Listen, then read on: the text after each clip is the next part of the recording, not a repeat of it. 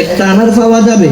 তারপরেও বউ যখন মুখ ফুটে বলেছে আনার খাইতে পছন্দ করত, ওই ওই মৌলা নিঃশ্বের খুদা তার আজকের মধ্যে যে টাকাগুলো পেয়েছে সে টাকা দিয়ে উনি আনার কেনার জন্য বাজারে চলে গিয়েছেন। শুধু একটা আনার পাইলেন, ও আনার হওয়া হল হুও একটা আনার পাইল। একটা আনার পাওয়ার পরে মৌলা আলীর মন খুশি। কোনোদিন বউকে কোনোদিন পছন্দের খাবার খাওয়াইতে পারে নাই। আজকে অনেক বছর পর বউকে পছন্দের আনার খাওয়াবে। স্বামীর মন খুশি, মৌলা আলীর মন খুশি। মৌলা আলী ওই আনারটা থলের মধ্যে নিল।